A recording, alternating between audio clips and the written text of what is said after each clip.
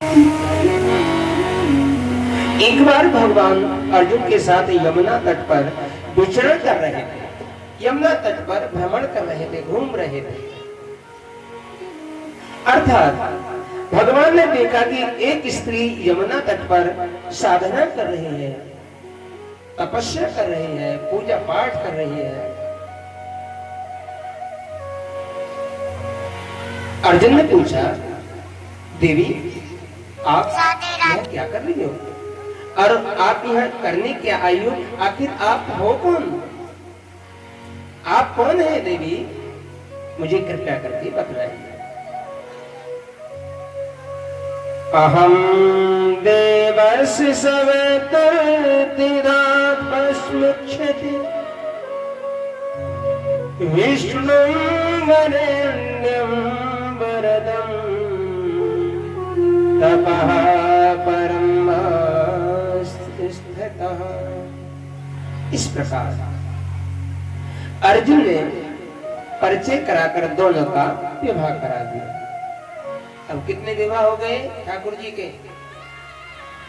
कितने हो गए? तीसरा विवाह ठाकुर जी का हो गया।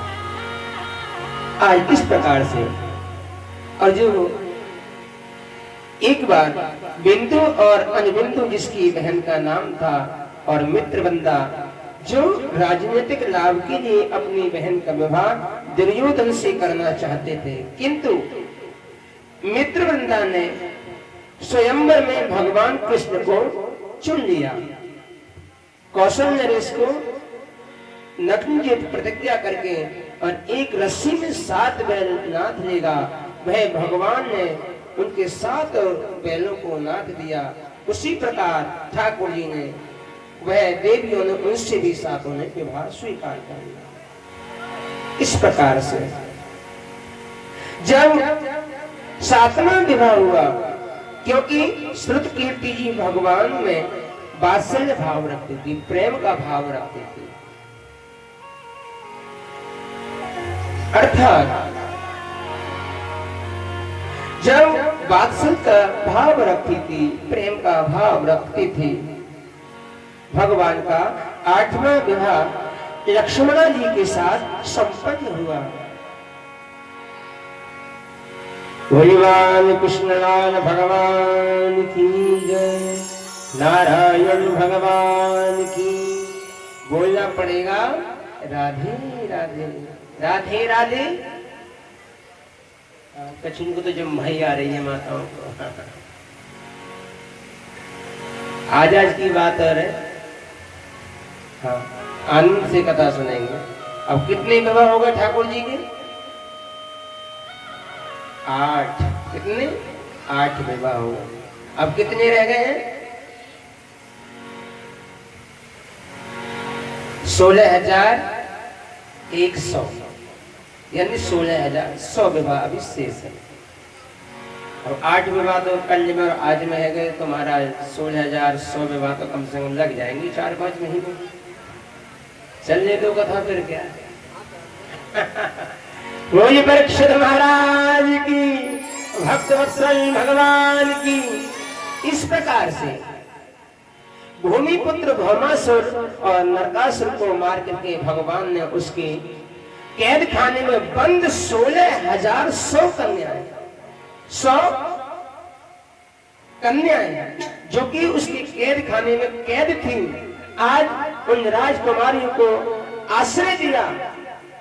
कि मैं एक बार भगवान ने सोचा हमारी 100 पत्नियां नाराज हो जाते हैं, किंतु रुक्मिणी जी कभी नाराज नहीं होती। रुक्मिणी का तो वो हिसाब है, न सामन सुखे न भागो बस। हाँ, उन्हें कोई मतलब नहीं कहाँ जा रहे हैं, क्या कर रहे हैं, कोई मतलब ही नहीं है। और ऐसी यदि पत्नी घर में है तो घर में कभी झगड़ा नहीं होगा। और श्रीमान जी ड्यूटी जा रहे हैं, ड्यूटी 8 घंटे की और लग गए 9 घंटे। गेट भाई हाँ 1 घंटा कहाँ रुके, ये वहां खड़ा था। और इतने में दूसरे दिन को लेट है, फोन कर दिया, कहाँ मैं यहाँ हूँ। अच्छा दिखेगी वीडियो कॉल करके, करंट लोकेशन भेजना। अब तुझे हालत है सरकार। लेकिन रुक्मिणी को कोई मतलब नहीं, कोई प्रभाव ही नहीं रुक्मिणी प्रकार से भगवान ने सोचा कि रुक्मिणी कभी नाराज ही नहीं होती। भगवान गंभीर हो गए, आश्चर्य में पड़ रहे। अर्थात आज की कोई माता ऐसा सुन पाएगी, ऐसा देख पाएगी कि दूसरे से विवाह करे, अपने होते हुए मर जाए या मार डाले? हाँ, बहुत पढ़वा सकते हैं भगवान। और तनको जे बात जामे आ जाए, माताओं की ये भावुकता है, कहीं आप अनावश्यक भोजन करके आ जाओ और भोजन करने के बाद घर आ जाओ, घर में जाए थाली परसी में ना कि भोजन करो, ना मैं वहाँ खाया आया आज तो ठीक है, कोई बात नहीं। दूसरे दिन के पास को परोस के दी थाली, तो भोजन करना प्रारंभ किया, पति देव ने सब्जी में स्वाद नहीं आया। कल जो हम वहाँ खा के आए थे ना, वो सब्जी स्वाद, वही चले जाओ फिर, तुम्हें तो अच्छी लगी मेरे हाथ की। हाँ, गोई प्यारी है, गोई गई तुम्हें रोटी। हाँ, ऐसा भाव माताओं का होता है। अच्छी सत्य बात है ना, कुछ माताएं कह देती हैं ना, हाँ मेरी हाथ की काय को तुम्हें बढ़िया लगाई, वही की हाथ की सीखी खाई कचौरी। भगवान की, नारायण भगवान की बोलना पड़ेगा राधे राधे। इस प्रकार से भगवान ठाकुर जी गंभीर हो गए, आश्चर्य में पड़े गए। आखिर रुक्मिणी कोई फर्क ही नहीं है, मैं किसी से भी विवाह कभी कर रहा हूं, कोई मतलब ही नहीं। लेकिन आहेर इस कलयुग की पत्नी, सब तो माताएं ऐसी नहीं है, परंतु कुछ हैं जो को महाकाली का रूप धरते 1 मिनट लगता है।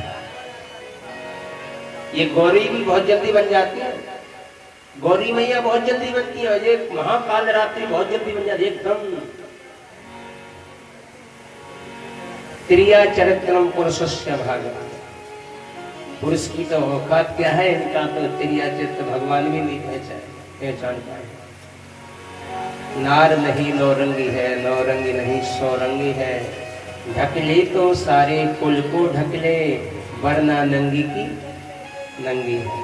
ये होता है नारी का। नारी एक प्रकृति समझ लेना प्रभु जी, नारी एक प्रकृति है, और प्रकृति के साथ जो खिलवाड़ करता है, प्रकृति के साथ जो छेड़छाड़ करता है, उसका तो अंतिम यात्रा होनी ही बिल्कुल सुनिश्चित है, वो कभी बच नहीं सकता। इस प्रकार से भगवान ने कहा, देवी तुमने हमसे विवाह क्यों किया, ये बताओ पहले तो। रुक्मिणी हंसने लगी है। महाराज किसी बात आप कर रहे हैं, ये भी कोई बात पूछने की, विवाह क्यों किया? ये तो संसार के सभी लोग जानते हैं विवाह क्यों किया जाता है, और आप प्रश्न कर रहे हैं आपने हमसे विवाह क्यों किया? ये अद्भुत प्रसंग साहब। हमारे तो खानदान का भी अता पता नहीं है, तब राजकुमारी हम ग्वाला, गवार और रणछोड़ जैसे, हम जब चाहे तब जिसकी चोरी करते हैं, तन पे वस्त्र नहीं रखते, जंगल में गौओं को चराते हैं। आखिर आपने हमारे अंदर क्या देखा जो आपने हमको विवाह के पति के रूप में स्वीकार कर लिया? बताओ। आज रुक्मिणी मैया बड़े आश्चर्य में पड़ गई है, और रुक्मिणी मैया इतनी बातों को सुनकर के मूर्छित होकर के जमीन पर गिर पड़ी, बेहोशी आ गई रुक्मिणी मैया। जैसे ही रुक्मिणी मैया को पृथ्वी पर गिर के बेहोशी आ गई, तुरंत श्री ठाकुर जी ने चतुर्भुज रूप धारण किया है। चतुर्भुज रूप धारण करके आज रुक्मिणी मैया को संभालने लगे हैं, रुक्मिणी मैया को उठाने लगे हैं।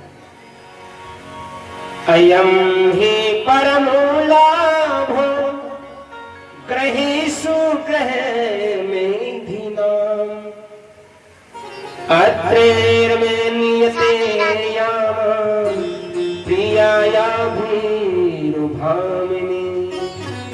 कहा, अरे देवी, अरे प्रिय, आप तो गृहस्थों के लिए गृहस्थी का तो इतना ही लाभ है कि वे कुछ समय आपस में हास परिहास कर सकते हैं? अरे जब एक परिवार में तो गृहस्थ जीवन होते हैं, पति पत्नी होते हैं, आखिर हम हंसने बोलने किससे जाएंगे? हमने आपको हंसी में ये शब्द कह दिया, आप तो एकदम हृदय में उतार लेगी और आप किस प्रकार से मूर्छित होकर के जमीन पर जा गिरी। क्या हमको इतना भी अधिकार नहीं जो हम आपसे हंस सके, हास्य परिहास कर सके? और आपने इसको सीधे सीधे दिल पर उतार दिया। ऐसा नहीं करना चाहिए देवी। आज रुक्मिणी मैया कहने लगी, आपने जो भी कहा प्रभु वह बिल्कुल ठीक था, इसमें कोई दो राय नहीं है। जो भी कहा आपने वो परम सत्य है। इसलिए आप निर्गुण हैं, आपके अंदर गुणों की कोई संख्या गिनती नहीं गिनी जा सकती। आप निर्गुण परम ब्रह्म परमात्मा हैं और इसलिए आपके गुण कहां से होंगे? आपके माता पिता का पता नहीं, क्योंकि आप ही सारे जगत के पिता हैं। तो आखिर आपका पिता कौन हो सकता है? आप तो संपूर्ण जगत के पिता हैं। अर्थात आप जो शब्द कह रहे हैं ना कि मैं तो रणछोड़ हूं, आप रणछोड़ हैं, मैंने विवाह कैसे कर लिया, ये कहकर के मुझे आप लज्जित कर रहे हैं ना। सुनो, जिन भक्तों का हृदय सागर पवित्र होता है वही आप द्वार का बनाकर बस जाते हैं। जिनका हृदय शीतल होता है, जिन भक्तों का हृदय पवित्र होता है, आप उनके हृदय में ही द्वारका के रूप में धारण करके आप स्वयं प्रतिष्ठित हो जाते हैं। ऐसा आपका स्वरूप है। और आप कहते हैं कि आपके माता का पता नहीं, पिता का पता नहीं, मैं तो रणछोड़ हूं, मैं ग्वाला हूं, मैं गंवार हूं, इससे मुझे किसी प्रकार का कोई मुझे परहेज नहीं। आप जो भी हैं, जैसे भी हैं, वो आप अपने लिए, मेरे लिए तो आप परम परमेश्वर हैं। राधे राधे। आज श्री कृष्ण और प्रद्युम्न और अनिरुद्ध के भी दो विवाह हुए हैं। आज रुक्मी बलराम जी के साथ धोध किया करता है और दाऊ भैया बार बार रुक्मी को हरा देते हैं, किंतु रुक्मी मानता नहीं है। रुक्मी ने कहा, तुम गांव के गवार ग्वाले, गाय चराने वाले, माखन दूध चुरा चुरा के खाने वाले, और हमसे आकर के युद्ध करोगे? युद्ध? अरे पहले अपने शरीर की तरफ तो देख लो। नंगे धड़ंगे पतंगे जैसे घूम रहे हो। अगर एक भी चांटा मेरा पड़ गया ना तो 3 दिन तक होश नहीं आएगा, बता रहा हूं। और मुझसे युद्ध करने आए हो? ठाकुर जी मुस्कुराने लगे। तो वारे वाह भक्त, कितना आनंदित हो रहा है। आज इस प्रकार से आकाशवाणी में बार बार स्वामी को हरा देते थे। अर्थात आकाशवाणी ने सत्य बता दिया कि ताऊ जी ने रुक्मी का वध कर दिया, ताऊ भैया ने रुक्म का वध कर दिया। ये परम सत्य है भगवान, इसमें कोई संदेह नहीं है। इसलिए भगवान ने श्री कृष्ण इस घटना को अपने घुटनों पर रख करके कुछ नहीं बोले हैं।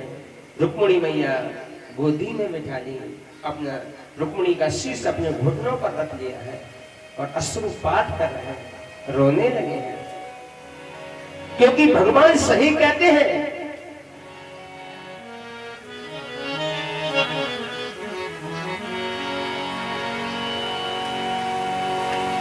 हे देवी, आप नाराज मत होइए।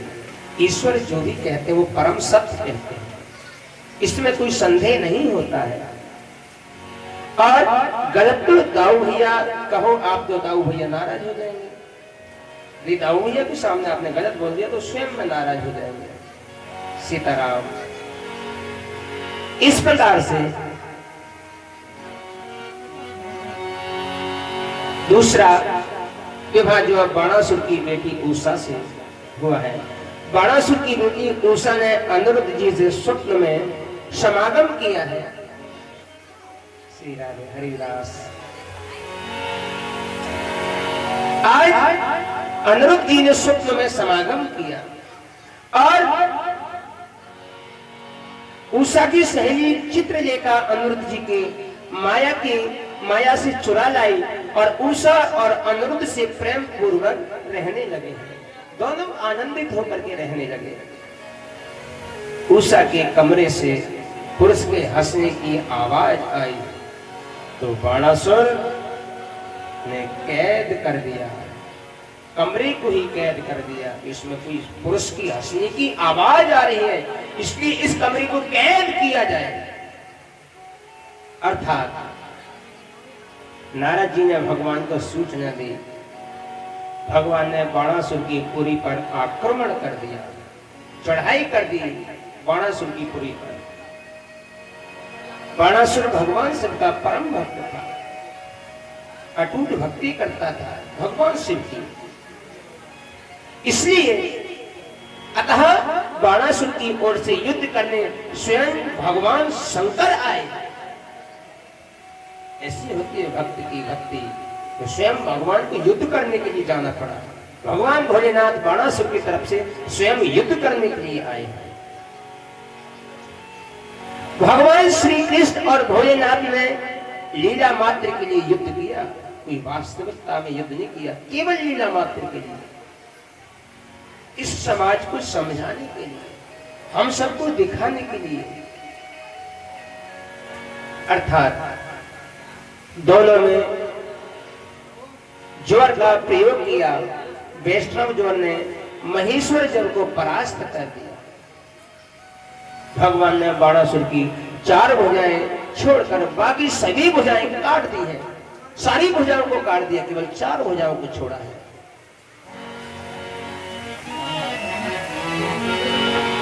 इस प्रकार से नृगो नाम नरेंद्र मिक्षवाकुतने प्रभु दानि स्वाख्याय मानेश यदि ते कर्णम स्पृशं। एक बार भगवान अपने पुत्र के साथ वन में गए और वन में जाने के साथ वहां पर बालक खेल रहे थे। अचानक गेंद कुआं में चली गई। क्रीड़ा करती करती गेंद एक कूप में जा गिरी। अर्थात भगवान ने देखा तो उसमें एक बड़ा सा गिरगिट दिखाई पड़ा। गिरगिट जानते हैं? गिरगिट कौन कौन जानते हैं? हाँ, गिरगिट कहते हैं ना बुजुर्ग, कैसे गिरगिट जैसे रंग बदल दो है। तो गिरगिट किसे कहते हैं बताएंगे? लाला खड़े हो जाओ बेटा, खड़े हो जाओ। किसे कहते हैं गिरगिट? बच्चे के लिए तालियां बजाइए। जिसमें गिरगिट पड़ा था, जिसे हम लौकिक भाषा में करकेंटा जो बोल देते हैं। गिरगिट को जब पड़ा देखा कूप में, तो भगवान की करकमलों का स्पर्श पाते ही वह एक दिव्य पुरुष के रूप में प्रकट हो गया। इस प्रकार से राजा नृग ने कहा, महाराज प्रभु, ब्राह्मणों को मैंने जितने भी पृथ्वी पे धूल की गलती से मैंने 2 ब्राह्मणों का दान कर दिया था, जिसके कारण मुझे गिरगिट बनना पड़ा। मैंने भूल से प्रभु ब्राह्मणों को मैंने जितनी पृथ्वी पे धूल की कण होंगे और उतनी गौओं का दान कर दिया था। और किसी कारणवश जब गौ को दान किया तो जो दान की हुई जो गाय थी ना, वह ब्राह्मण के घर से किसी कारणवश खुल के आ गई और खुल के आकर के वो मेरी गौशाला में आकर के खड़ी हो गई। अब जब गौशाला में अनेक गाय हों तो क्या पहचाने कौन सी गाय किसको दान दे दी, कौन सी आकर के खड़ी हुई। इसलिए मैंने जो गाय दान की हुई वापस आ गई, उसी गाय को मैंने दूसरे ब्राह्मण को दान कर दिया। इसीलिए उस गौ के दोबारा दान करने पर मुझे श्राप मिला और उसी श्राप से मैं गिरगिट बन गया। इसलिए नाहं हलाहलं मन्ये विषम यस्य प्रतिक्रिया ब्रह्मस्वं हि विषम प्रोक्तम नास्य प्रतिविधि भुवि।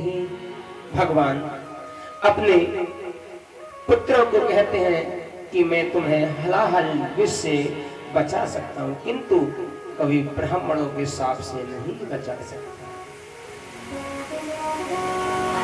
ब्राह्मण का यदि शाप लग जाए तो 7 जन्म तक उतरता नहीं है। अर्थात ब्राह्मणों को धन की चोरी जो करता है, उनकी मति को जो हरण करता है, उनके धन का जो हरण करता है, उनकी कोई भी चिकित्सा, कोई भी उपचार नहीं है। आज भगवान ने एक बार दाऊ भैया ने भगवान से कहा, कन्हैया तेरा कभी वृंदावन चलने का मन नहीं करता क्या? यहीं पड़ा रहेगा, कभी वृंदावन की याद नहीं आती तुझे? आहा, भगवान ने कहा, दाऊ भैया हमें तो राज कार्य बहुत करने हैं, हमें अपने कार्य से ही फुर्सत नहीं मिलती है। आप जाकर के घूम आइए, आप ही सभी की क्षेम कुशल पूछ करके आ जाओ। हमारे पास इस समय काम नहीं, बहुत अधिक कार्य चल रहा है, क्योंकि राज कार्य भी हमें संभालना है, इसलिए आप चले जाइए, आप भ्रमण करके और शीघ्र ही वापस आए। वृंदावन में दाऊ भैया का भव्य स्वागत हुआ है। गर्मी खूब पड़ रही थी। दाऊ भैया ने यमुना जी को आदेश दिया कि आप आकर के हमें स्नान कराइए। जब यमुना जी नहीं आई तो दाऊ भैया ने क्रोध में आकर के हल मुसल से और यमुना जी को 3 जगह से टेढ़ा कर दिया। क्रोध आ गया दाऊ को। अब देखा कि हमने यमुना को आदेश दिया कि गर्मी अधिक पड़ रही, आप हमें आकर के स्नान कराइए, लेकिन यमुना जी नहीं आई। आज दाऊ जी को क्रोध आकर के 3 जगह से यमुना को टेढ़ा कर दिया, हर मूसल मारे और 3 जगह से यमुना टेढ़ी पड़ गई। आज भी देखना जाकर यमुना जी किस प्रकार से, जो यमुना जी नहाने जाते वो देखते होंगे। इसलिए राम राम महाबातों ना जाने तव विक्रमम यस्य कासेन विद्धता जगती जगत पतन। आज भगवान श्री कृष्ण के द्वारा पौंडर तथा काशीराज का उद्धार किया गया। आज हम 66 अध्याय में प्रवेश करेंगे। जब भगवान ने विरोधी राजाओं को पता चला कि बलराम जी द्वारका में नहीं है, तो पौंडक नाम के एक राजा ने अपने मित्र काशीराज के बहकावे में आकर एक पत्र लिखा और पत्र में लिखा, पौंडक अपने भगवान को मानता था, उसने नकली गरुड़ और नकली चक्र भी बना दिया था। पौंडक का दूत उसके द्वारा दिए गए पत्र को लेकर आया और उद्धव जी ने जैसे ही पत्र पढ़ा, उद्धव जी असमंजस में पड़े गए। मतलब समझ में कुछ नहीं आ रहा। यानी उद्धव ने जैसे पत्र को देखा तो हंसते हुए बोले और आश्चर्य में पड़ गए। भगवान ने कहा, क्या हुआ, क्या कारण है, आप हंस क्यों रहे हैं? कुछ गलत लिखा है पत्र में क्या? बोले नहीं प्रभु, गलत कुछ नहीं, मैंने कब कहा गलत लिखा है। आज उद्धव जी ने कहा, प्रभु अब आपकी छुट्टी हो गई। क्या? अरे छुट्टी हो गई कहाँ? अरे कि आप जैसे भगवान और भी है, सब कुछ नकली बना बैठे हैं और आज भी है ये। तमाम हाई स्कूल इंटर बीए की सब मोहरें मिलेंगी और तमाम मार्कशीट छाप रहे हैं कि कितने केस सामने आते हैं। तो इसी प्रकार से भगवान आपकी छुट्टी हो गई, अब आप जाइए। कि क्या हुआ? अरे प्रभु, आप दूसरे वासुदेव आ गए हैं और भी पत्र में लिख रहे हैं, वासुदेव मतीरणो अहमेक एवन चापरा भूतानामनुक्रम पार्थ त्वं तु मिथ्या विद्यांतरा। और उस पत्र में लिखा कि मैं ही अकेला वसुदेव हूं, कोई दूसरा वसुदेव नहीं है, इसलिए आपकी छुट्टी हो गई है। हाँ, अब आपको जरूरत नहीं है इस काम को संभालने की। और ये भी लिखा कि मैं जीवों पर कृपा करने के लिए अवतीर्ण हुआ हूं, मैं जीवों पर कृपा करूंगा, दया करूंगा। और तुम झूठ मूठ का अपना नाम वासुदेव रख लिए हो, उसको त्याग दो। ये पत्र में लिखा भगवान। सोचा मैं जीवों पर दया करूंगा और मैं जीवों पर दया करने के लिए अवतरित हुआ हूं, और तुमने ये झूठ मूठ का नाम वासुदेव रख लिया है ना, उससे त्याग दो। ये पाखंड मत करो, ये आडम्बर मत करो, निकल जाओ यहां से पतली गली से। इसलिए भगवान आपकी छुट्टी हो गई, वासुदेव अब दूसरे राज्य करेंगे, ऐसा कहने लगे। आज भगवान ने हंसते हुए कहा, वारे वाह, कह रहे आप कह दो हम नए भगवान का दर्शन करने के लिए स्वयं ही आ रहे हैं, उन्हें हमें जाने की आवश्यकता नहीं, हम स्वयं आकर उनके दर्शन करके धन्य हो जाएंगे। आप उन्हें रोके रखिए, हम आते हैं अभी, हम भी तो देखी कौन से भगवान आ गए। आज भगवान ने स्वयं जैसे ही भगवान पहुंचे, पौंड्रक ने खटका दबाया तो गरुड़ उड़ते उड़ते आ गया, फिर खटका दबाया तो सुदर्शन चक्र आ गया। भगवान ने चक्र चलाकर पौंड्र और काशीराज को दोनों का उद्धार कर दिया। भगवान बोले, ये तो भगवान थे भाई, हमारी छुट्टी हो गई थी, अब कैसे प्रमोशन होगा।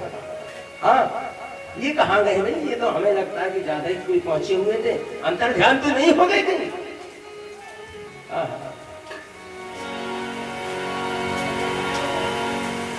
आज भगवान कहने लगे हैं,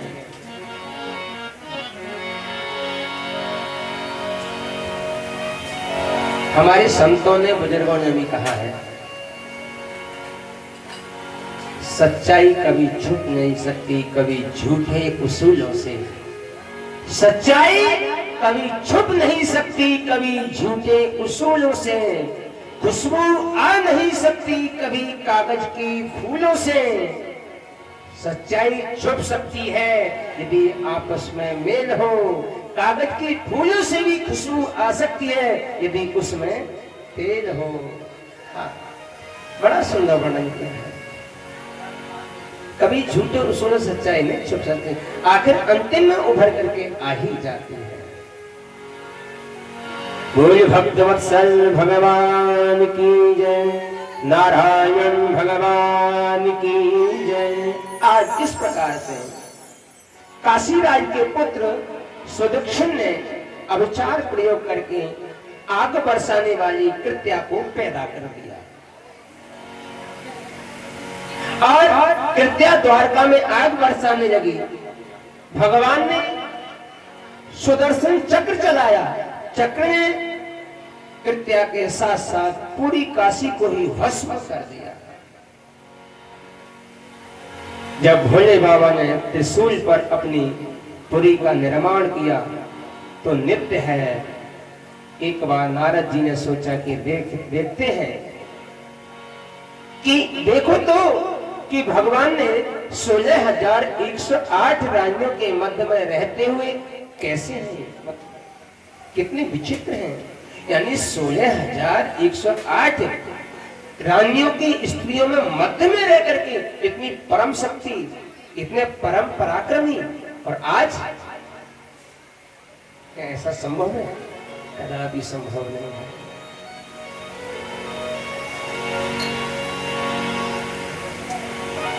उस युग में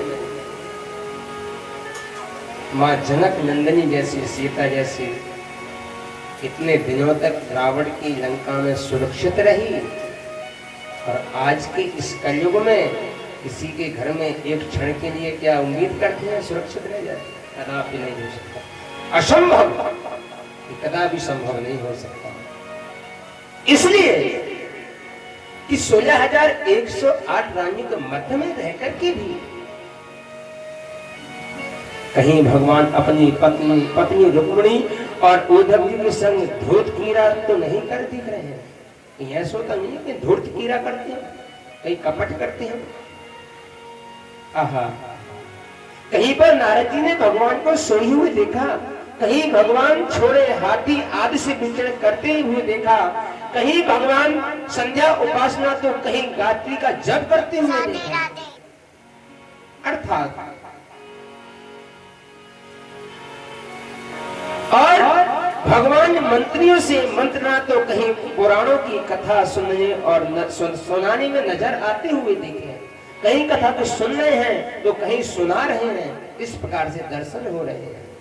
अर्थात नारद जी ने कहा, अंत में भगवान से क्षमा मांगी, प्रभु मैं समझ नहीं पाया आपको, मैंने तो ना जाने अपने मन में क्या क्या विचार रख लिए कि 16,108 रानियों के मध्य में रह करके और ये बालक क्या सुरक्षित रह सकता है, क्या पवित्र रह सकता है? लेकिन प्रभु क्षमा करना, मैं बड़ा पापी हूँ, धूर्त हूँ, जो मैंने विचार आपके प्रति ये रखे, मुझे क्षमा करना। इस प्रकार से आज प्रभु की दिनचर्या, प्रभु का जो नियम रहने का, भगवान नित्य ब्रह्म मुहूर्त में जागते थे और जागने के बाद भगवान सर्वप्रथम अपने स्वरूप का ध्यान करते थे। स्नान अग्निहोत्र आदि करके भगवान अपने माता पिता को नित्य प्रणाम करते थे। नित्य प्रतिदिन प्रातःकालीन ब्रह्म मुहूर्त में जागते थे, स्नान आदि से निवृत्त होकर के शौच क्रिया से निवृत्त पूजा संध्या के बाद अपने माता पिता के चरण स्पर्श किया करते थे प्रातःकालीन नित्य प्रतिदिन। क्या आज का कोई पुत्र करता है? अच्छा, आज यहाँ कितने हमारे भक्त बैठे हैं, कोई किसी का पुत्र आज भी पैर छूता है? हाथ खड़े करेंगे। सुबह को प्रतिदिन छूता है। धन्य है ऐसे पुत्र। वो पुत्र नहीं, वो स्वयं भगवान का स्वरूप है। भगवान कोई अलग से नहीं होता, हम मनुष्यों में से ही भगवान हो जाते हैं। इसलिए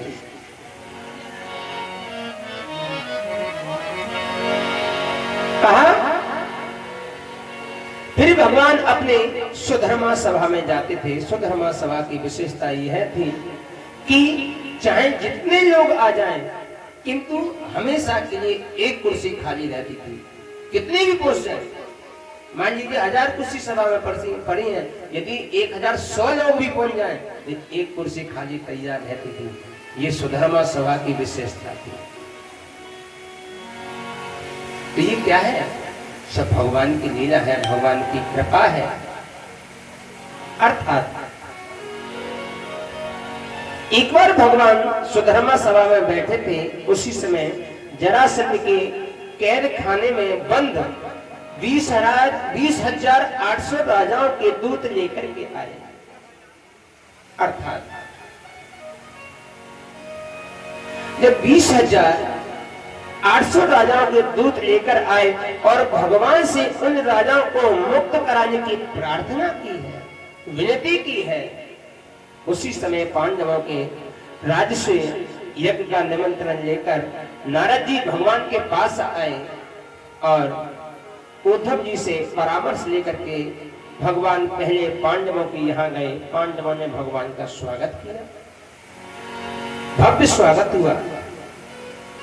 अर्थात राधे राधे, बोली नारायण भगवान की। स्वागत करने के तपस्या भगवान भीम और अर्जुन को साथ लेकर के विप्र वेश बनाकर जरासंध के पास पहुंच गए हैं। जरासंध ने कहा, आप कुछ जाने पहचाने से लग रहे हो,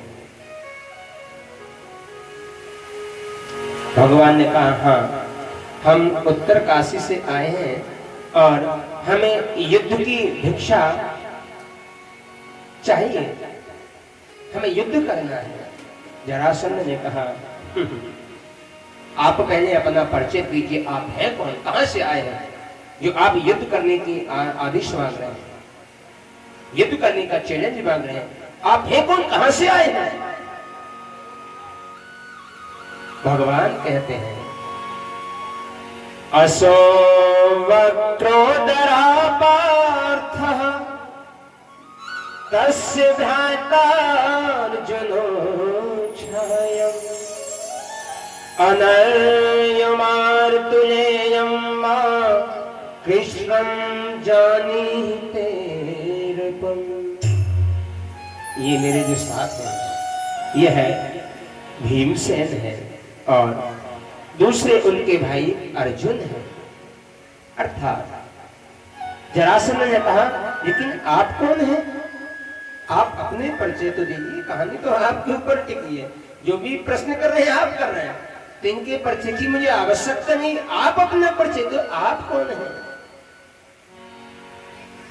हम हाँ, आप अपने परिचय दीजिए प्रभु। भगवान कहते हैं मुझे शत्रुओं का विनाशक जानिए, मैं शत्रुओं का विनाश करता हूं। अब जरासंध घबराता है, शत्रुओं का विनाश करता है, इसका मतलब तो मालूम पड़ता है कि दिया तेरी जलना पड़ेगा। अच्छा, आप शत्रुओं का विनाश करते हैं? हाँ, मैं शत्रुओं का विनाश करता हूं। अच्छा, जरासंध ने कहा मुझे तो ऐसा लगता है तुम भगोड़े कृष्ण तो नहीं जो रण छोड़ के भाग गए थे, वो ही लगते हो मुझे तो, और तुम शत्रुओं का नाश करने की बात कर रहे हो। वारे वाह, शत्रुओं का नाश करोगे मुझे हास्यप्रद हो रहा है, तुम रण को छोड़ के जाने वाले शत्रुओं का नाश करोगे। अच्छा, मुझे तो लगता नहीं। अर्थात और मैं तुम्हारे साथ युद्ध नहीं करूंगा, मैं आपके साथ युद्ध नहीं कर सकता। क्यों? और अर्जुन तो दो हड्डी का है, ये बहुत दुबला पतला है, इसलिए मैं इससे वैसे युद्ध नहीं कर सकता।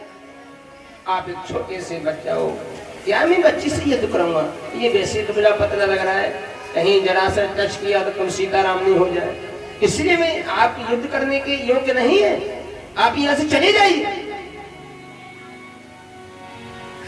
आज भीमसेन कुल बलों का मन, भीमसेन को भी अभिमान हो गया। ओ, जरासंध हमसे हार गया, इसका मतलब डर गया। भीमसेन को अभिमान हो गया, इसका मतलब हम कुछ बलवान हैं, तभी तो डर गया। और जहां अहंकार इस चीज का मतलब हम बलवान है, वहीं सीताराम।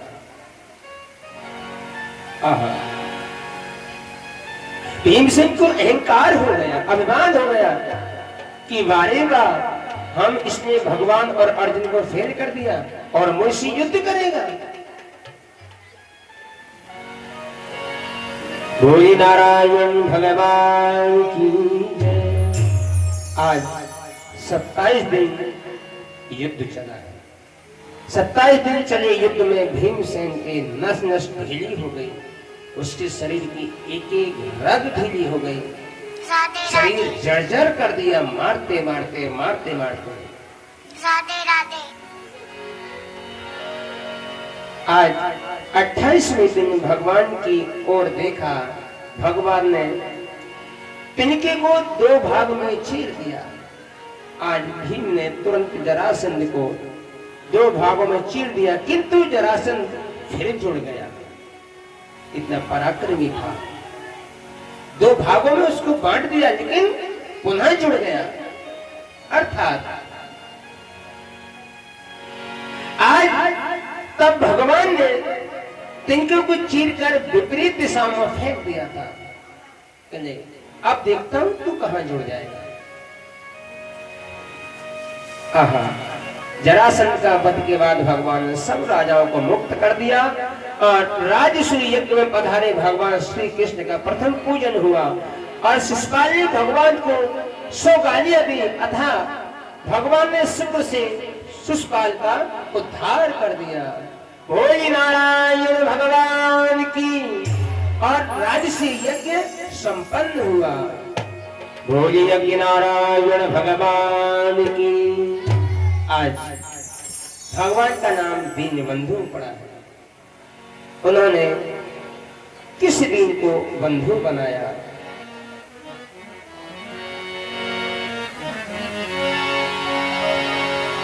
किस प्रकार से?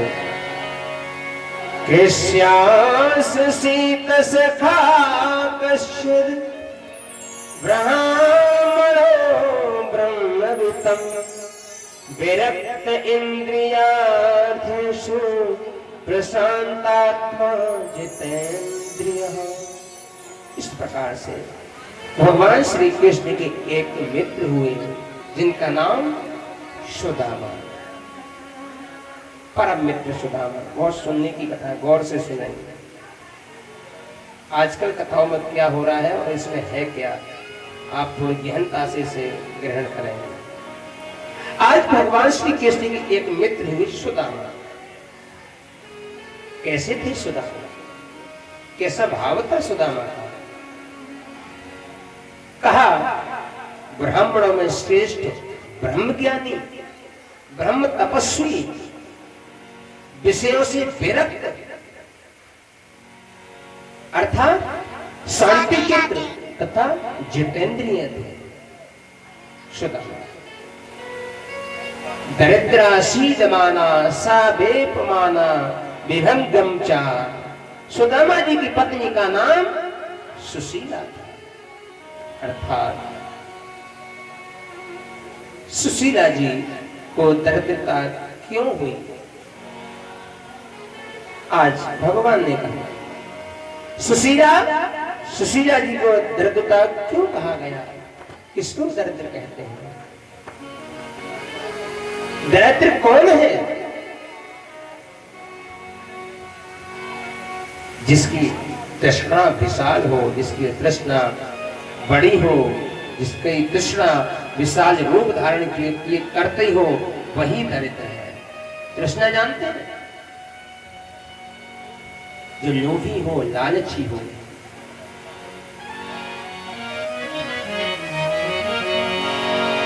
बोले नारायण भगवान की।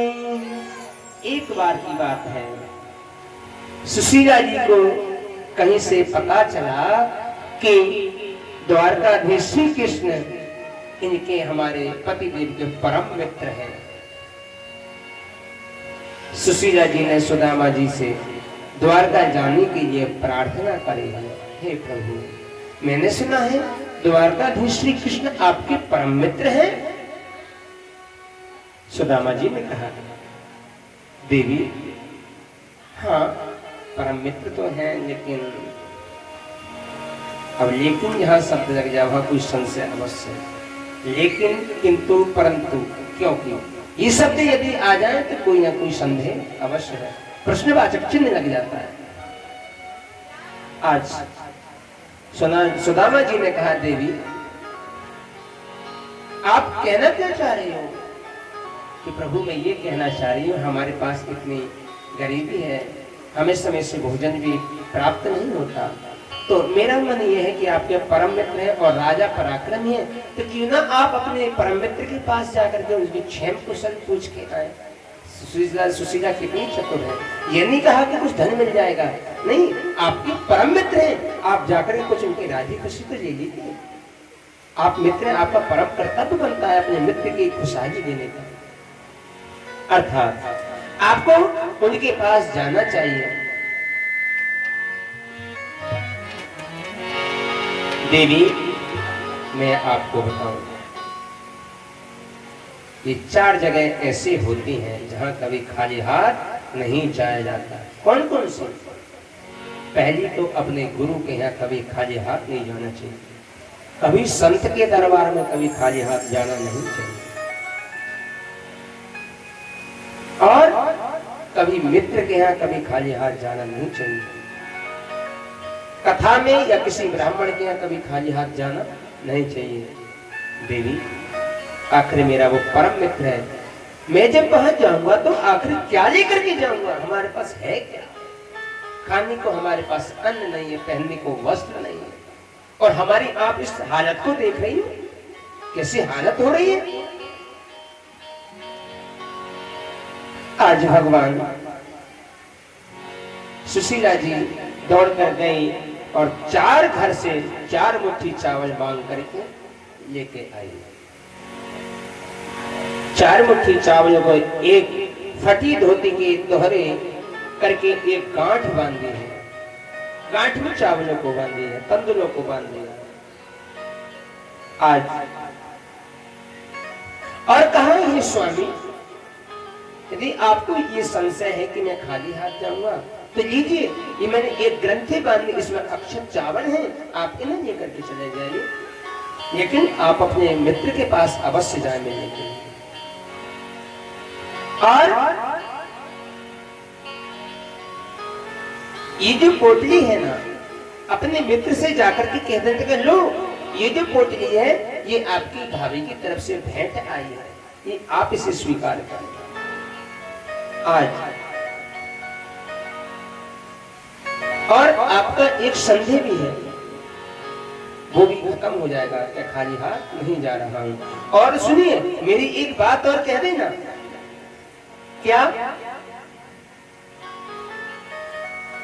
एक मासी 2 पाख में,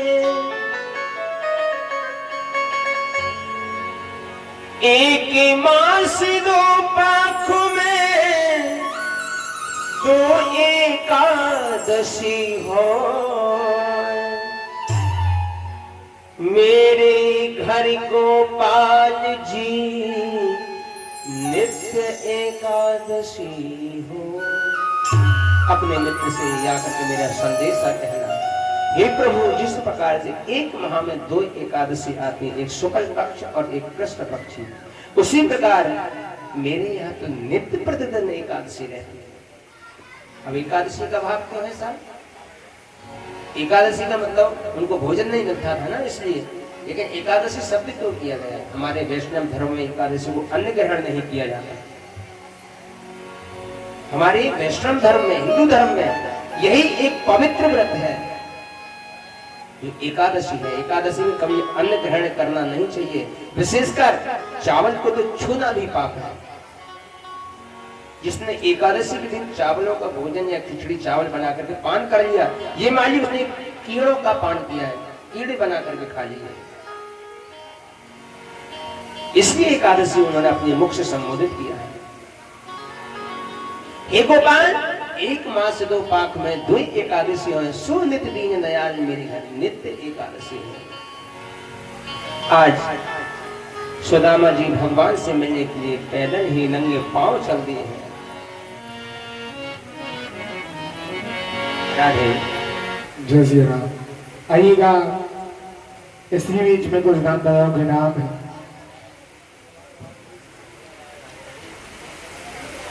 श्रीमान सती सिंह के पुत्र रोहित और लक्ष्य है।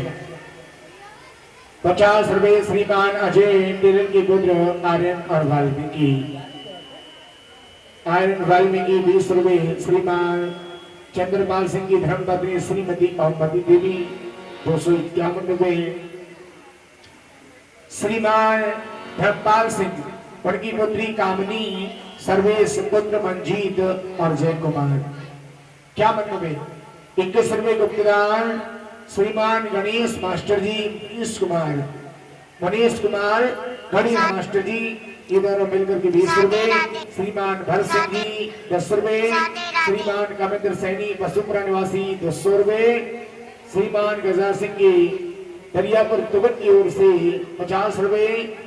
सतवीर राणा जी दीनदयाल राणा जी 100 रुपए। श्रीमान चरण सिंह के पुत्र मुकेश कुमार 20 रुपए। श्रीमान गंगाचरण वाल्मीकि जी 100 रुपए। 21 रुपए सोनू राणा चमन प्रजापति और श्रीमान ब्रह्मानंद जी के पुत्र देवा राणा 50 रुपए, श्रीमान डॉक्टर सतवीर राणा जी 21 रुपए, 51 रुपए। ये सभी दानदाता राधानी के चरणों में एक बार इन सभी दानदाताओं का हौसला बढ़ाते हुए जोरदार तालियों से स्वागत करें। सभी जोरदार ताली दानदाताओं का स्वागत करेंगे। कोई वृंदावन बिहारी लाल की, भक्त वत्सल भगवान की। इस प्रकार से सुदामा जी भगवान से मिलने के लिए पैदल नंगे पांव ही चल पड़े हैं और कहा, हे ठाकुर, तू इतनी दूर जाकर के बसा है, मैं कैसे कैसे तेरे पास आऊंगा। जो तू आवे एक पग, मैं आऊं पग 60। जो तू लौटे दो पग, तुम मैं लोहे की लाठ। यदि आप भगवान के चरण में एक पग रखेंगे तो भगवान स्वयं आपके प्रति 8 पग रख करके आपके पास आ जाएंगे। और यदि आप एक पग भगवान से दूर होना चाहेंगे तो भगवान कई मील दूर दूर आपसे चला जाए, कभी दर्शन नहीं होगा। इसलिए सुदामा जी जा रहे हैं और मन में कामना कर रहे हैं, हे मेरे गोपाल, हे मेरे श्याम। कहने लगे हैं सुदामा,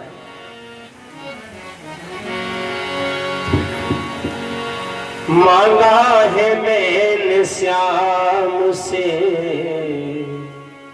वरदान एक ही। मांगा है मैंने श्याम से वरदान एक ही। मांगा है मैंने श्याम से वरदान एक ही। मांगा है मैंने श्याम से वरदान एक ही। मांगा है मैंने श्याम से वरदान एक ही। तेरी कृपा बनी रहे, तेरी कृपा बनी रहे, जब तक है जिंदगी। तेरी कृपा बनी रहे, शरीर में हाथ डालेंगे, हरि बोल।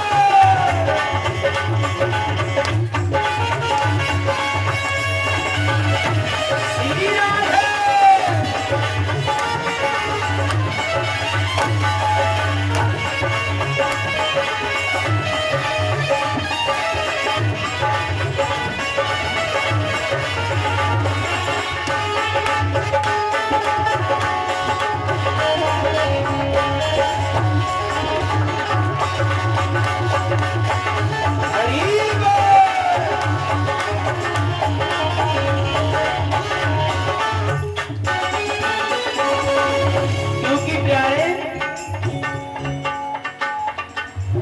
जिस पर प्रभु का हाथ था वो पार हो गया।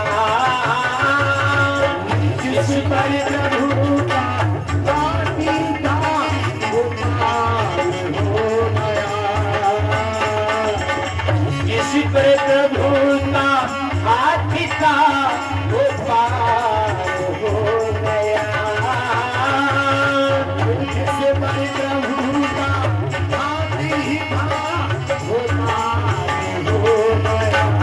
क्योंकि प्यारे, जो भी शरण में आया वो उद्धार हो गया। जो भी शरण में आया वो उद्धार हो गया।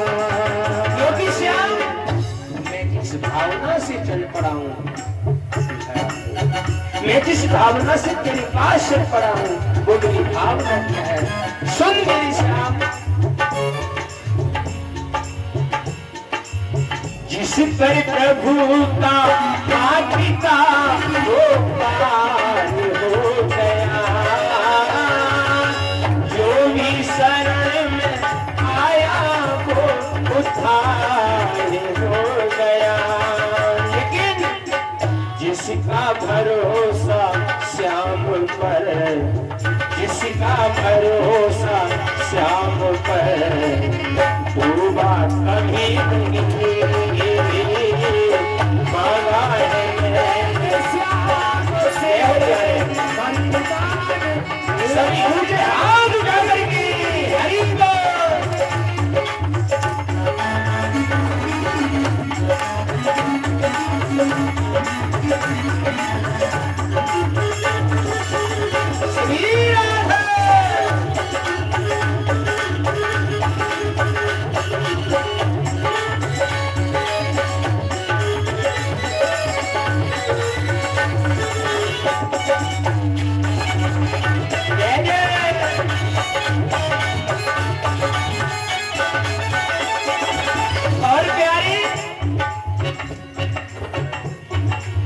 ऐसे दयालु श्याम से रिश्ता बनाइए, ऐसे श्याम से रिश्ता बनाइए।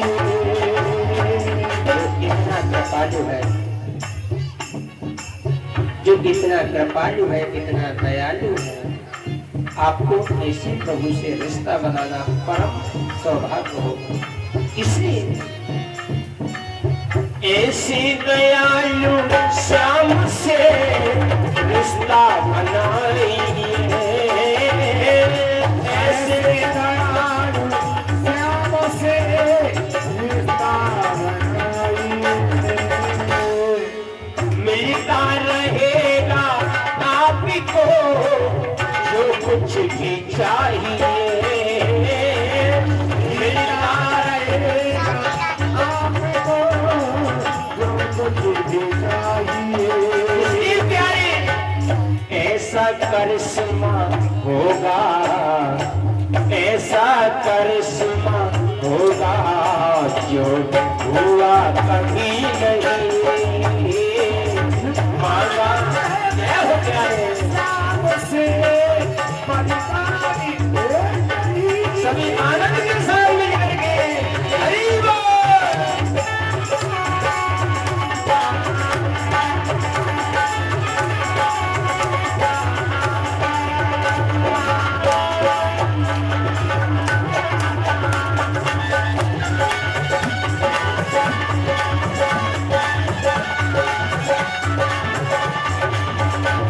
श्री हरि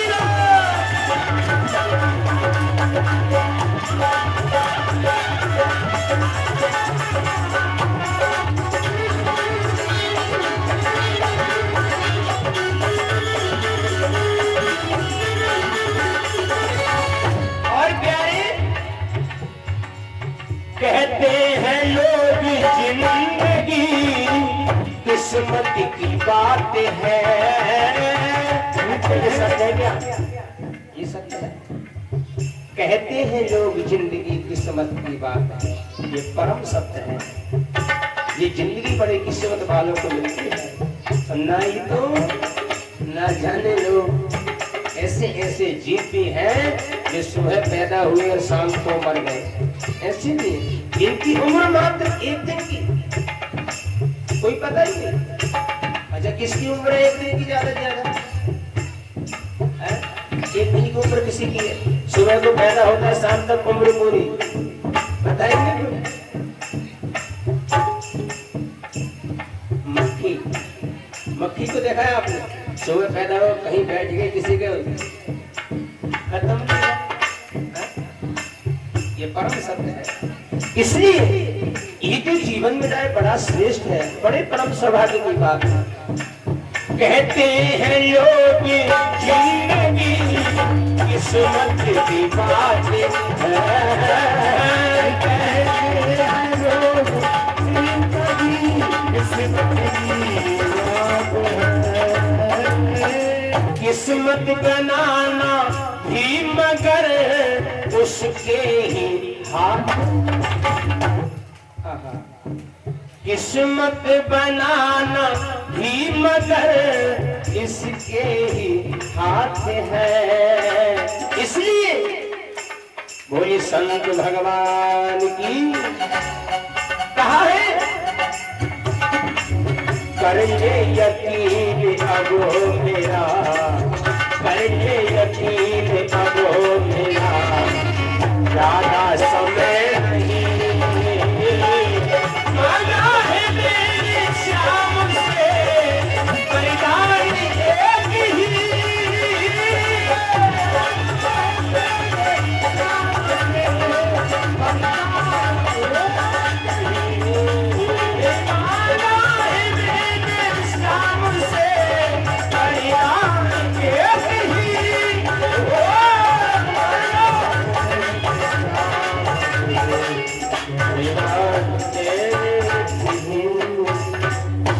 कितना सुंदर भाव संतों का है।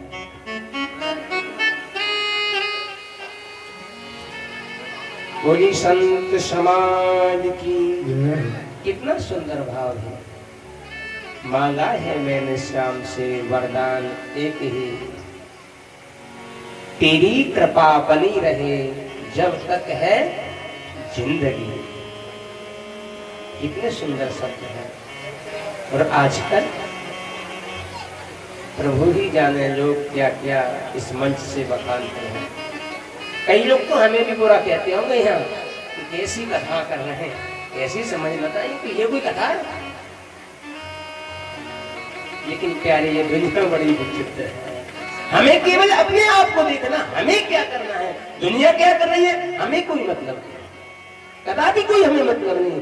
हमें क्या करना है, हम क्या कर रहे हैं, मात्र केवल हमें अपनी समझ में। इसलिए प्यारे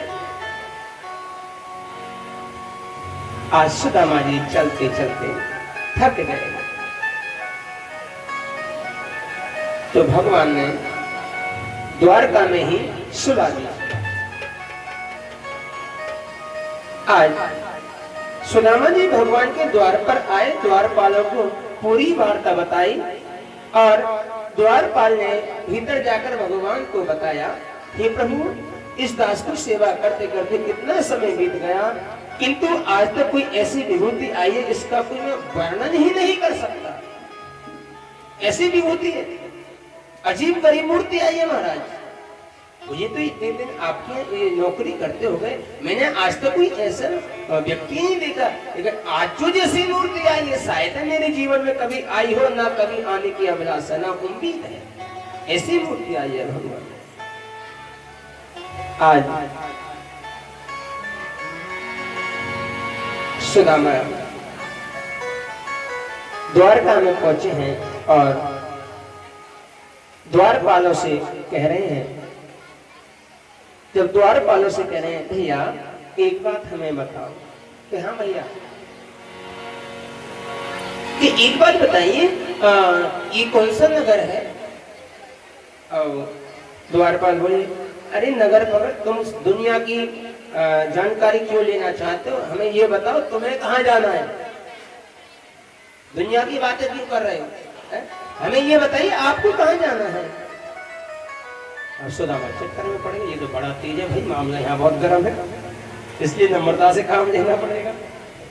नहीं नहीं भैया मैं ये कह रहा हूँ कि ये कौन सा नगर है, मुझे द्वारका जाना है। तो ओ धत्तेरी की द्वारका 6।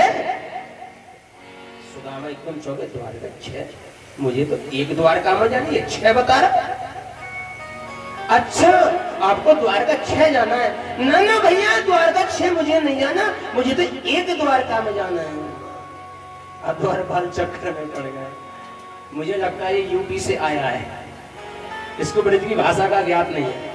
हाँ अच्छा अपने यहाँ जो कहते हैं ना कि ये 5 हैं या 11 हैं या ये 2 हैं का जहाँ संबोधन अपने यहाँ होता है, वहाँ ब्रज में 6 का संबोधन होता है के स्थान पर 6 बोलते हैं। कहाँ जा रहा 6, का खावे 6, का पीवे 6, क्या बोले 6 का प्रयोग किया जाता है। इसलिए द्वारपाल ने कहा मुझे ऐसा मालूम पड़ता है आप यूपी से चले आ रहे हो। हाँ महाराज वो पूरा से आ रहे हैं हम तो सीधे सीधे। कहा अभी तो हम देख रहे हैं यूपी से आ रहे हो, और वो भी हसनपुर तहसील से, गाँव पुरा से आ रहे। हाँ हाँ तभी तो आपकी भाषा समझ में नहीं आ रही है। कि क्यों महाराज इसमें कौन सी बात हो गई, आप कौन सी फारसी बोल रहे हो, सुनो।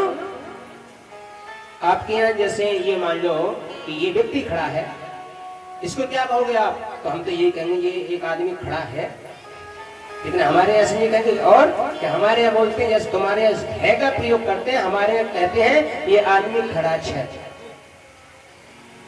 सुदामा जी बोले जी लो अच्छे द्वार का है, यहाँ तो चक्कर ही पर गो, यहाँ एक द्वार का भैया 6 द्वार का।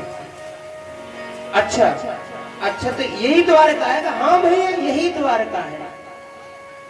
अच्छा जब यही द्वार का है तो ठीक है। अच्छा हमें भैया हम अपने परम मित्र के यहाँ जाना है, अपने मित्र से मिलने आए हैं।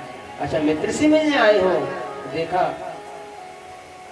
पैरों से ऊपर देखा, वो मित्र से मिलने की ये दशा, सोचा होगा कोई कहीं, दुनिया तरह सब तरह की है।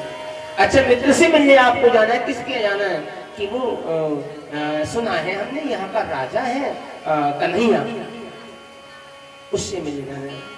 तुम्हारा मैं नहीं तुझे बोलने की, यहाँ का राजा और ऐसे नाम लेगा कन्हैया के जाना है, अरे वो यहाँ का राजकुमार है, थोड़ा ढंग से सम्मान संबोधित करके नाम दिया जाता है। भैया हम तो सम्मान संबोधित जाने ना, हमारा तो वो मित्र है तो हम तो कन्हैया ही कह रहे हैं। द्वारपाल बड़े आनंद हो रहे हैं। और इधर सुदामा की झांकी को तैयार रखें, बोल देना भैया सुदामा की झांकी को तैयार रखेंगे।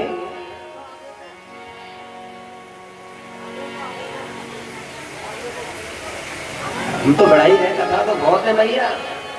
हाँ कथा बहुत है, कथा तो व्यथा है, कथा में तो तुम जितना मठा डाल दो उतनी बढ़ जाएगी। हम तो 10 मिनट बारी 10 घंटा में पूरी ना करें, और 10 घंटा बारी 5 मिनट में पूरी कर दें।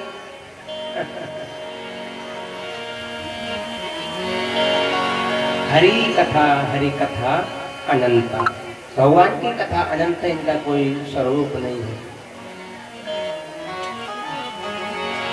इसलिए द्वारपालों ने कहा अच्छा आप ये बताइए आप कौन हैं, और इस प्रकार से हमारे राजकुमार से मिलने के लिए यहाँ आप आए हैं, और हमारे राजकुमार के लिए आप अपना मित्र बता रहे हैं। कहाँ वो राजकुमार और कहाँ आपके फटे टूटे कपड़े हैं? सिर पे पगड़ नहीं, पैरों में चप्पल जूते खड़ाऊ इत्यादि कुछ नहीं, और आप श्री ठाकुर जी को अपना परम मित्र बता रहे हो। आखिर आप कौन है? सुदामा जी कहने लगे भैया सुनो मैं कौन हूं, मैं बताता हूं। मेरा नाम है सुदामा, मुझे श्याम से मिला दो। ये द्वारपालो मेरा नाम सुदामा है, और मैं अपने परम मित्र से मिलने के लिए आया हूं। बहुत दिन बिछड़े हुए हो गए, आज हम विपत्ति के मारे हुए हैं, इसलिए आप प्रश्न जवाब कर रहे हैं, सवाल जवाब कर रहे हैं। इसलिए मेरा नाम है सुदामा, मुझ श्याम से मिला दो। मुरझा रही है मेरे दिल की कली खिला दो।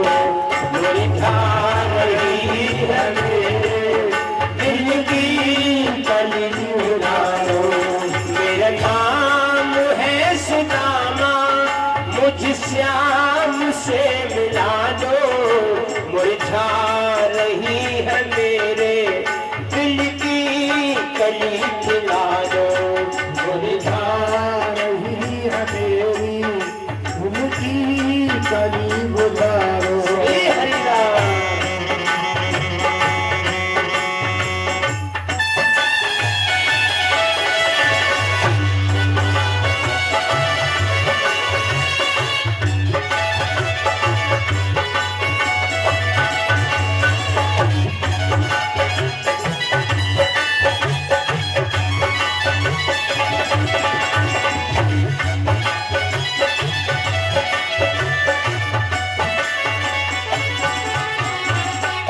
और प्यारे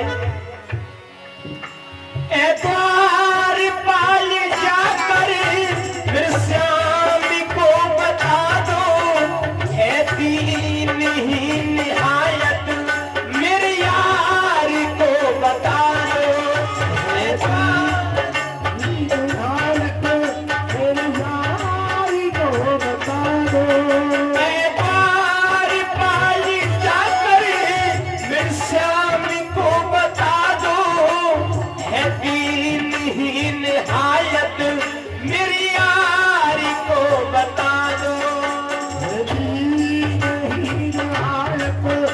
मेरे चाँद को बता दो। मिलवा की शाम से अब, मिलवा की शाम से अब मरते को तुम जिला दो। मुरझा रही है मेरे दिल की कली गिरा दो। मुरझा रही है मेरे दिल की कली गिरा दो। मेरा नाम है सुदामा।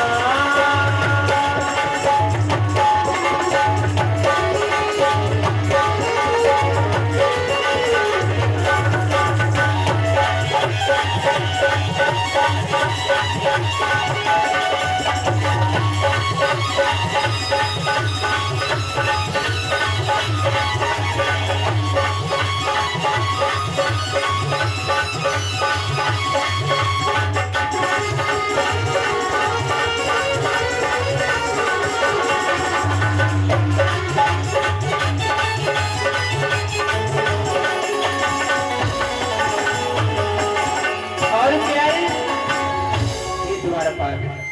और सुनो, बड़ी दूर से मैं आया, कभी को रहे संभाले। मुश्किल से चल के आया, मेरे पैरों में पड़ गए छाले।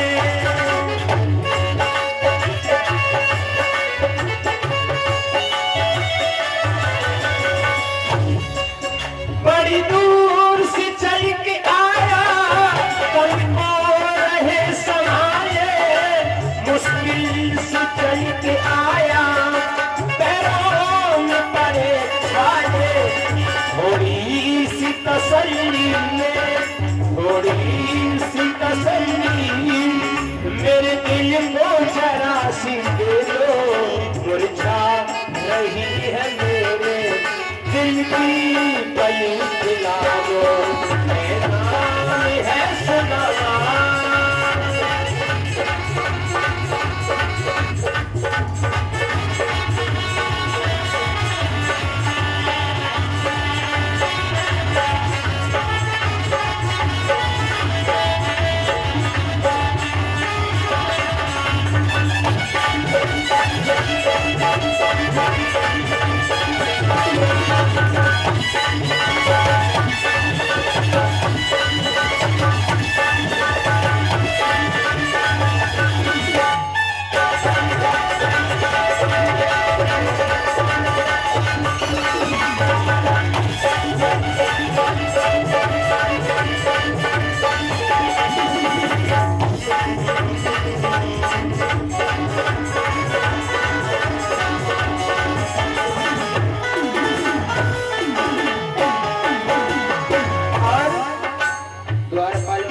नहीं है कि राजा के द्वार को कितने ढोंग बना करके आ जाते हैं उनमें से ही।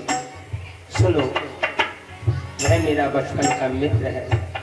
हम दोनों एक साथ पढ़े थे विद्यालय में, गुरुकुल में। कोई ऐसी बात नहीं है आप इतना आप प्रश्न कर रहे हैं, क्योंकि सुनो, बचपन के मित्र मेरे लगते हैं बेकन्हैया। रहे साथ साथ दोनों बन में चराई गैया। साथ साथ दोनों बन में चराई गैया। द्वारपाल, हम बचपन के मित्र हैं, हम गुरुकुल में एक साथ रहे थे और वन में देखे कि हमने गौओं को एक साथ रहकर के चराया, और आप ऐसी बात कर रहे हो। बचपन के मित्रों में लगते हैं वो कन्हैया। रहे साथ साथ दोनों मन में चराई गैया। रहे साथ साथ दोनों मन में चराई गैया। इसलिए घनश्याम नाम अमृत, घनश्याम नाम अमृत मुझको जरा पिला दो। मुरझा रही है मेरे दिल की कली पिला दो। मुरझा रही है मेरे दिल की कली पिला दो। मेरा नाम है सुदामा, मुझसे मिला दो, मेरा नाम है सुदामा, मुझे श्याम से मिला दो। मुरझा रही है मेरे दिल की कली मिला दो, मुरझा रही है मेरे दिल की कली मिला दो। मेरा नाम है सुदामा, मुझे श्याम से मिला दो, मुरझा रही है मेरे दिल की कली खिला दो, मुरझा रही है मेरे दिल की कली खिला दो। हे द्वारपाल, मैं आपसे विनती कर रहा हूं, मुझे मेरे मित्र से मिला दो। आप बहुत परम धन्य हैं, आपका बड़ा एहसान मेरे ऊपर होगा।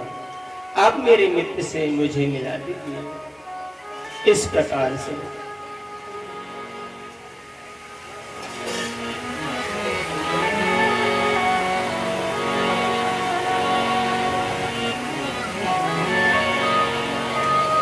सुदामा जी द्वारका जी में जाकर के द्वारका का पता ही पूछ रहे हैं। कुर्सियां डाल दीजिए, 2 कुर्सियां। द्वारका में जाकर के स्वयं सुदामा द्वारका का पता पूछ रहे हैं और सुदामा जी भगवान के द्वार पर आए और द्वारपाल को पूरी बात बताई। द्वारपाल ने भीतर जाकर भगवान को बताया, हे प्रभु, इस दास को सेवा करते समय इतना समय बीत गया, लेकिन ऐसा विचित्र आज तक कोई भक्त नहीं आया। कहा भगवान कन्हैया ने पूछा, भैया उसकी थोड़ी दशा तो बताओ, आखिर कैसा है वो, मुझे ये तो बता दीजिए, आखिर उसकी हालत कैसी है, कैसा विचित्र है। तो सुनो भगवान, कैसा व्यक्ति है वो, सुनो।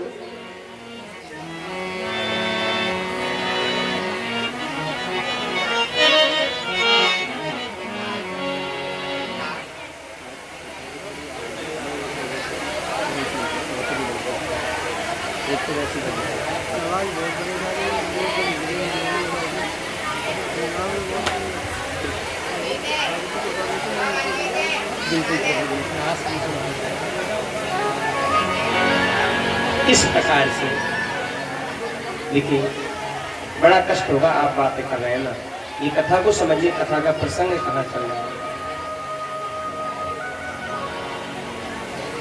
आप ऐसे बात करें, हमारे हृदय को घात हो रहा है।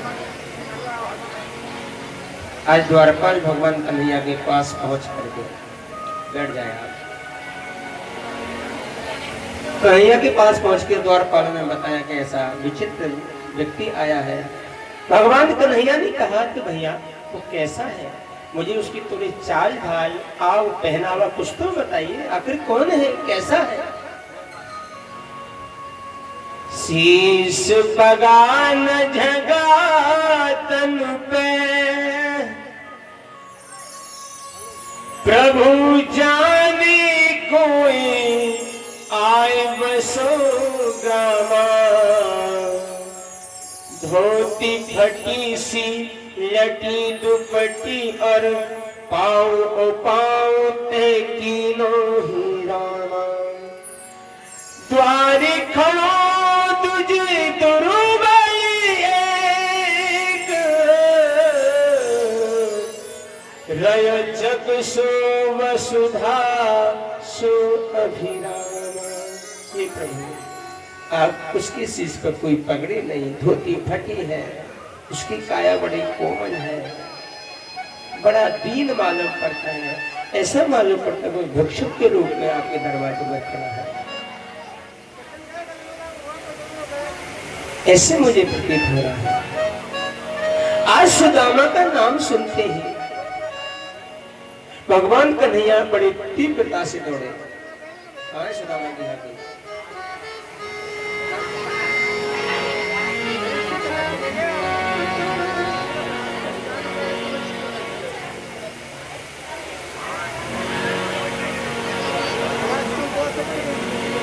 आज इस प्रकार से जब सुदामा का नाम सुना है भगवान ने,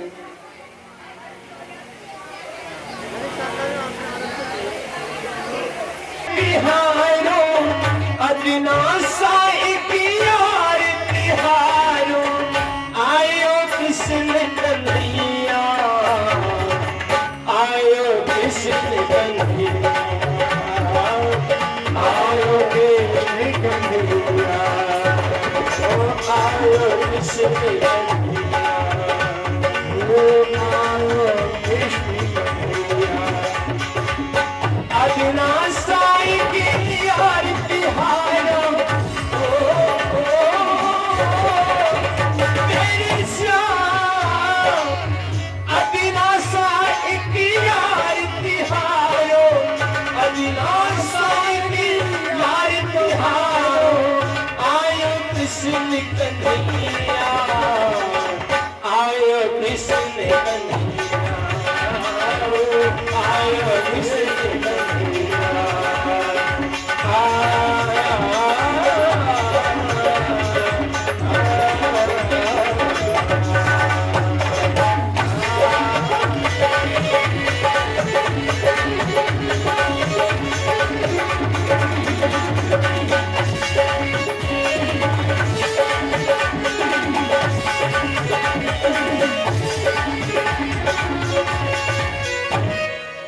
आज इस प्रकार से सुदामा की हालत को देख करके लगा दो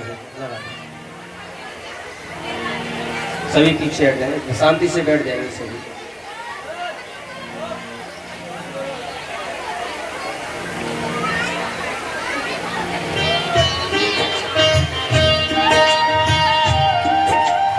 खड़े कोई नहीं होंगे, ध्यान रखना।